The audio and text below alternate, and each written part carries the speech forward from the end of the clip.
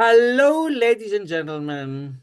I am Harry Lasaniziris, and this is my YouTube channel grecochess, and we're continuing with the 81st chessanity tournament with round number 2. But first, let's share the screen with the tournament announcement.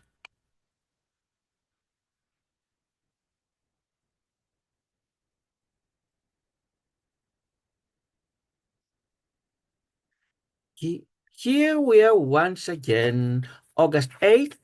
The tournament took place in Syosset, New York, and they participated in the quad that you see here, quad A, meaning the top 4 rated players participated in that. Each one faced the other 3. 3 rounds. Time control you see here, G40, D5, meaning when the game started, players had 40 minutes at their disposal at their clock, and when it was their turn to play, for the first 5 seconds the clock would not move and then would go downwards, and players needed to complete all their moves before the clock went down to 0.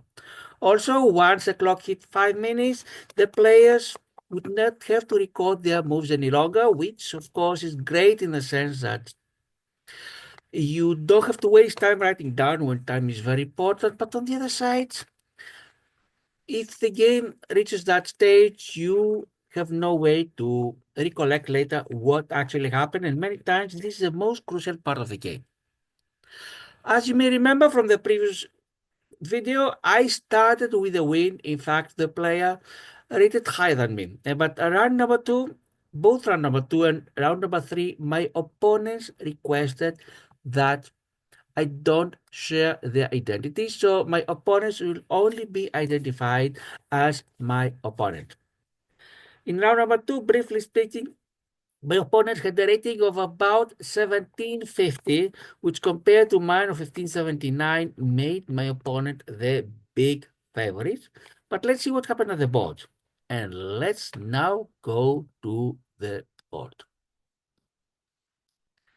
When I say the board, I mean the chess.com screen, where you not only see the board on the left, but on the right, we are going to see the computer evaluation. After every move, the computer is going to say if it was the best or not, and if not, which would have been the best, what are the best 3 options of the opponent, and the evaluation.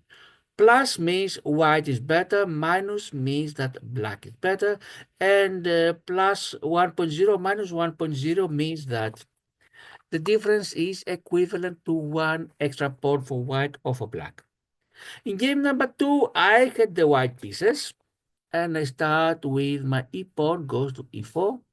My opponent does something not very usual, but it's in the theory. The pawn from b7 goes to b6. This is called, if I'm correct, it's a book move. It's called the Owen variation. Let's see if the name will show up. Don't have the name of this opening. And the second move, of course, I try to control the center. I send my d pawn to d4. We're still in the book, even though the book is the move is not very usual, but has been studied and discussed. Bishop goes to b7, fianchetto for blacks. White has a small advantage. Doesn't mean too much yet. Knight move number 3 goes to c3, so I continue developing, and my opponent finally my opponent started playing in the center, sending the pawn to e6. By the way, these fianchetto ideas, controlling the center from the distance with the bishops and so on, this is usually called the hyper-modern approach to chess. And now, I need to defend my pawn at e4. Currently, the knight is protecting it, but what if the bishop goes to b4 and the knight is pinned? That's why, to solve this problem in advance, I send my bishop to d3. There are other ways to do it, but this method has the advantage that I'm also developing a piece. And yes, my opponent is going to pin my knight, send the bishop to b4. I want to unpin it, send my bishop to d2. My opponent sends his knight to f6. And now what's happening is that my pawn at e4, it's attacked twice by the bishop on b7 and the knight on f6, and is defended twice by the knight of c3 and the bishop of d3. But if I do nothing, for example, I develop my knight to f3, then my opponent is going to exchange his bishop with my knight, and then is going to take my pawn because it's going to be defended only once. And to prevent such a possibility, I send my queen to e2. My opponent gives up on this idea, so sends his bishop all the way back to e7, which the computer thinks is a mistake and starts having an advantage. You see 1.64. I develop my knight, goes to f3. Not the best. My computer would rather have me push my pawn to e5. And my opponent decides to counterattack with sending the pawn to c5 and attacking the center at d4. And now I attack the knights. And inaccuracy to the computer, d5 would have been the best.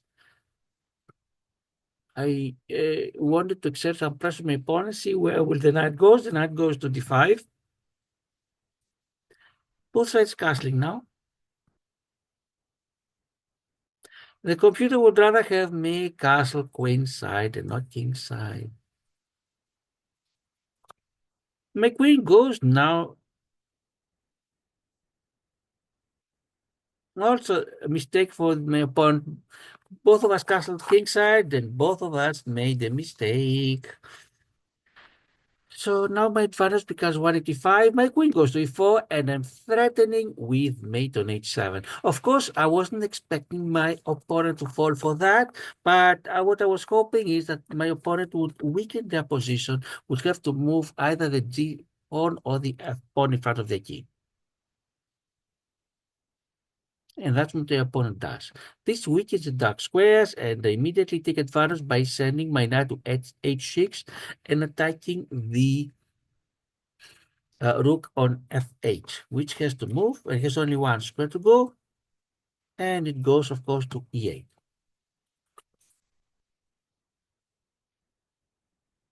My queen goes now to g4 because I want to have the queen attack along this straight line. The computer thinks a mistake. I was hoping that perhaps I could sacrifice my bishop for one or two pawns in front of the king, and with the other bishop have a very strong attack, but the computer doesn't like it. My opponent decides to take my pawn, and instead of immediately taking back the pawn, misses. The computer would rather have the knight take my knight, but so I now take the knight. The best move.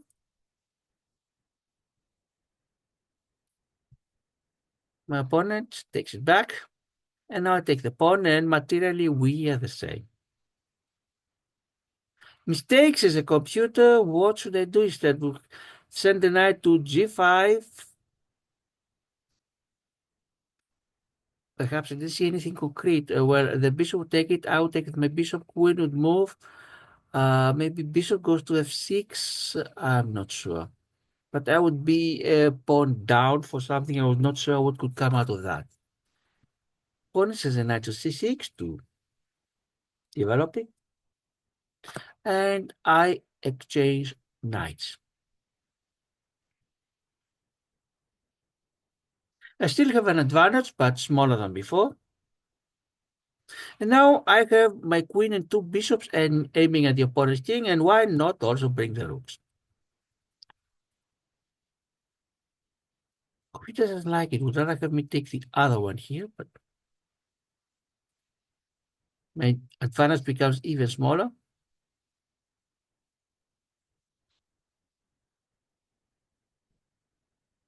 Pawn goes to d6. I don't want to change it because then basically liberate his position. I give him too much space. That's why instead I'm trying not to bring the other rook into the game. What the computer wanted before and what still believes is the best move. Rook goes to d1. And now the pawn continues. My pawn sends his pawn to d5. Yes, it seems to be a mistake because what is happening is that the bishop at c6 is blocked. And my pawn at e5 seems to be safe. My advantage becomes 175. I send my rook to e3, so now the rook can join the game. Yes, the best move. Bishop goes to f8, hoping to change my bishop. I'm going to g5, trying to avoid it, and now I'm at 2.22 advantage. Bishop goes to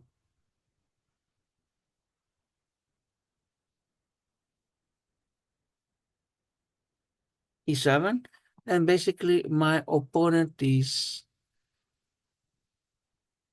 indirectly going for the draw.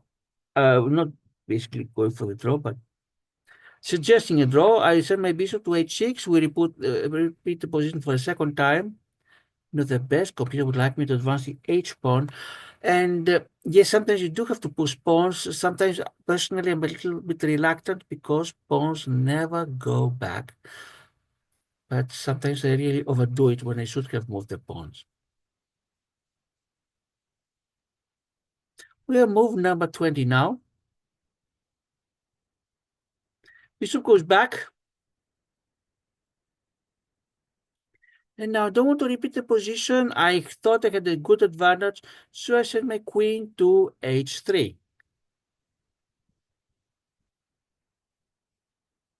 Mistake for the computer, but still I have advantage, although it's cut 9 to half.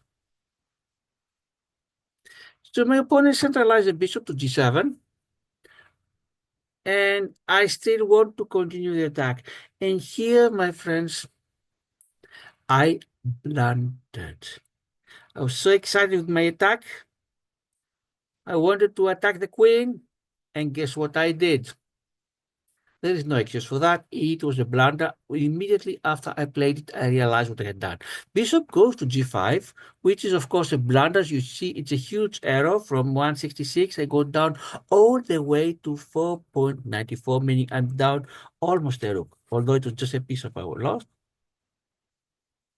And my opponent grabs it. And of course, how I was feeling? I was feeling very disappointed with myself, but the game goes on. I'm not going to resign. I'm going to fight and see what I can do. Of course, if my opponent doesn't make any mistakes, I have no luck, but I'll try to put some tough questions to my opponent, so perhaps my opponent might make a mistake. And let's see what happens. Okay, let's bring the other rook in the game.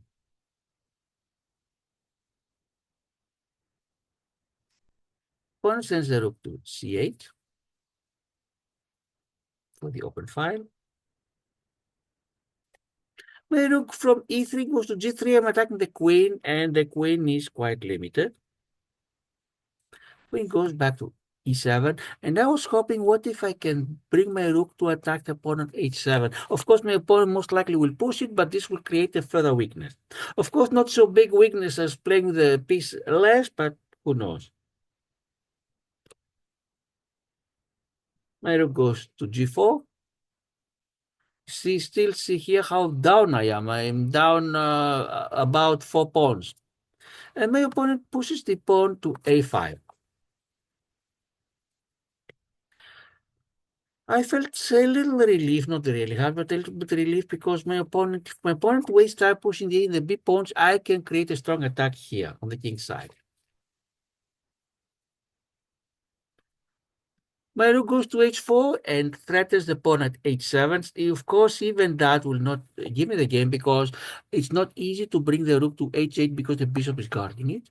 But my opponent, to be safe, pushes the pawn to h5, which is a quick fix for the immediate issue, but might create long-term problems. Assume, of course, I survive long-term.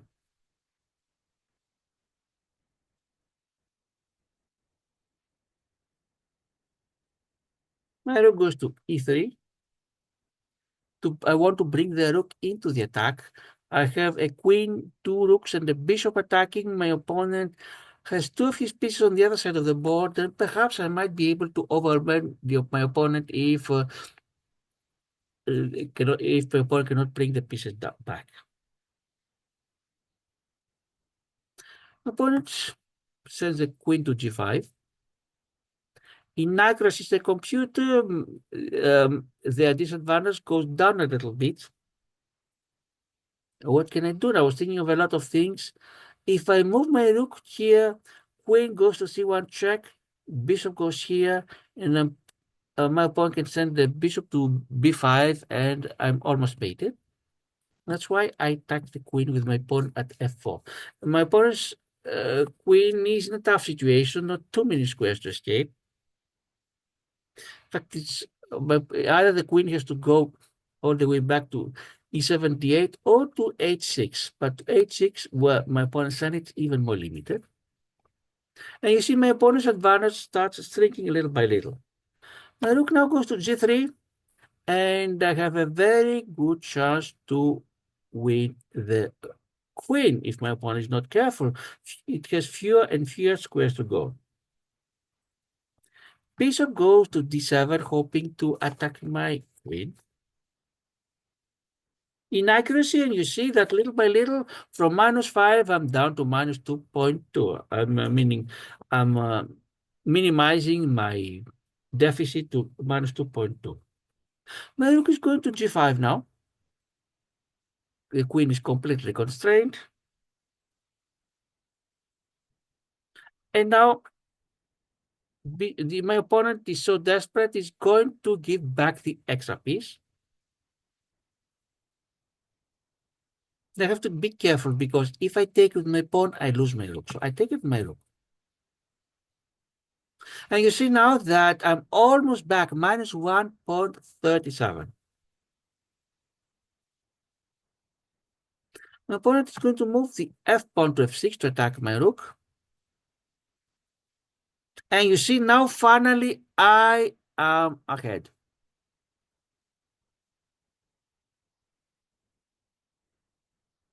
All I have to do is send my rook here and put my opponent's queen in a very difficult predicament. You see what's happening. I take it, takes it. My other rook takes it. The queen is under threat. And believe it or not, I am ahead. But I would be ahead if only I played correctly, which unfortunately I did not. You see, unfortunately, one of the many chances. I had one case before where I really blundered out of nowhere my bishop, but there were cases where my opponent blundered and I did not take advantage. See what happened. I want to keep my rook for the another case. It goes down to e3. And my opponent attacks my queen to e5. Another blunder. I'm up 3.83. If only I play correctly. And now it's very easy to see what I should have done. I should have taken the bishop on d7. I would be very well ahead. Unfortunately, in the heat of the game, all I saw, my queen is under danger, and after I moved it, I immediately saw the chance I missed it. I safeguard my queen, send it to g3.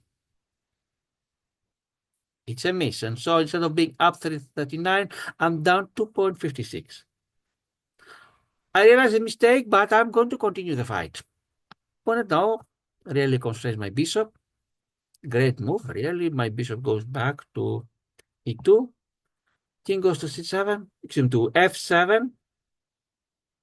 And now I see that after I move my bishop, my pawn on c2 is under attack. I want to save it. It's not only the pawn at loss, but if the rook starts infiltrating onto c2, then checks will come and I'll be in difficult situation.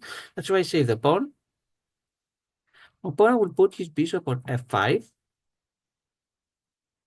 And I want to do a little bit of catch my opponent. The pawn goes to h3. If bishop goes here and we exchange, take it back with my rook, then the, excuse me, let's assume I put my bishop. If he takes it, he cannot take the pawn because the queen is lost. If he takes the queen, then I can use my pawn to take back and the rook is under danger. My opponent stops it, or I'm not sure if it's stop or, but defends by placing the rook on h8. Now, what can I do? I'm down in material, not too much. I'm down by one pawn. Yes, I'm down by one pawn.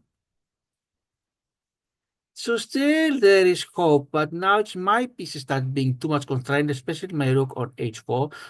Let's attack his own rook. My opponent defends by sending the pawn to g5, which is a blunder. Now I'm ahead, but not too much, but at least I'm ahead. Quick change.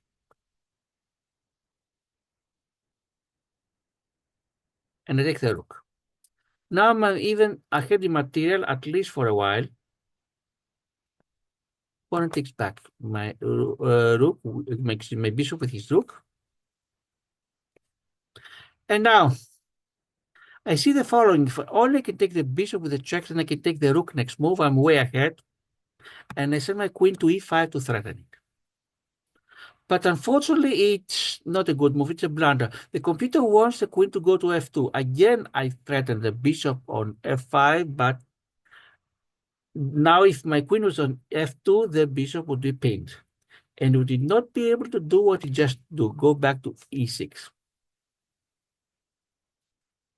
Not only that, my rook on h4 is lost. If the bishop was, if my queen was on f2, the bishop could not do it. My opponent could take my rook, but then I take the bishop, and next move I take the rook. I realize that my rook on h4 is lost. What can I do? Let's take back as much as possible. Let's take back at least 2 pawns. Here we are.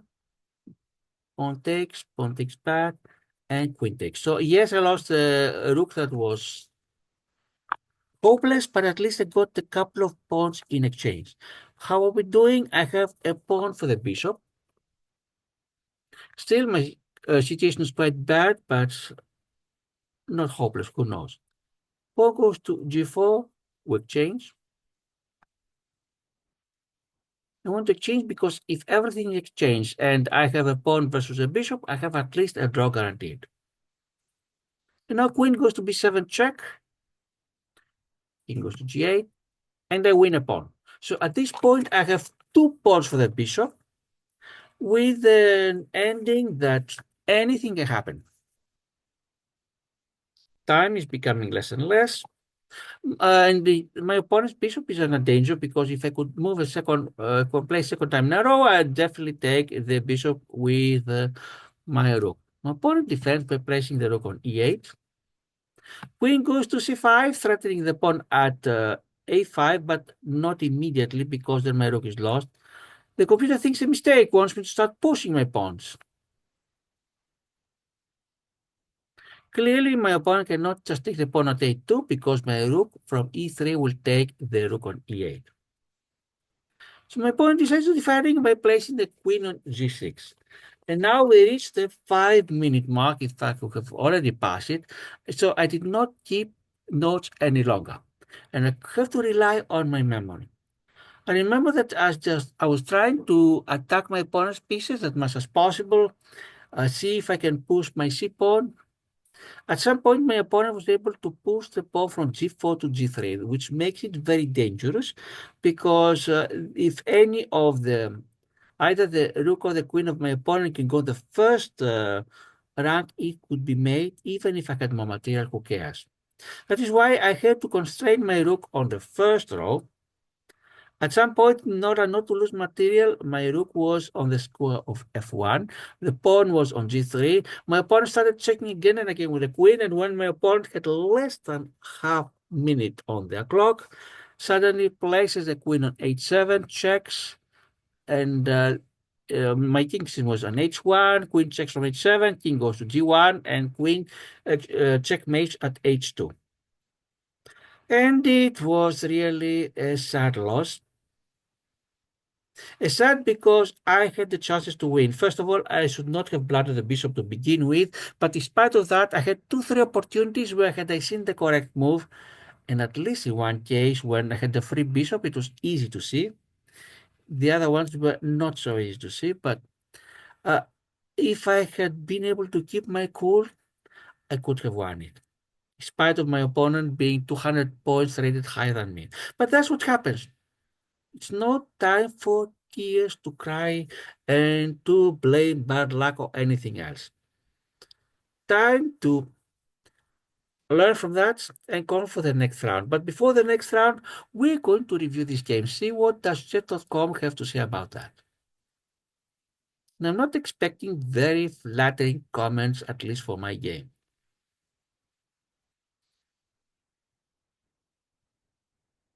Wow, look at that. I have 73.6%. That's not very good. My opponent has 68.3. I have a better percentage than my opponent, and the computer thinks that I played for 1650, which is above my rating. While my opponent with 1600 is less than their rating, and I have a better game than my opponent. That's what the computer thinks.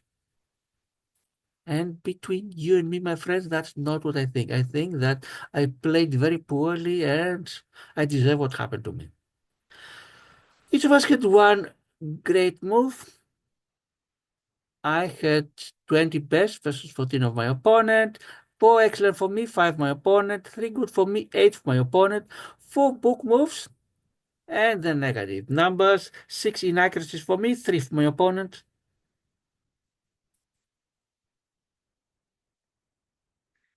4 mistakes for me, 5 my opponent, 2 misses each of us, and blunders. I had 2 blunders and my opponent had 4 blunders. Somehow the computer gave me better numbers than my opponent.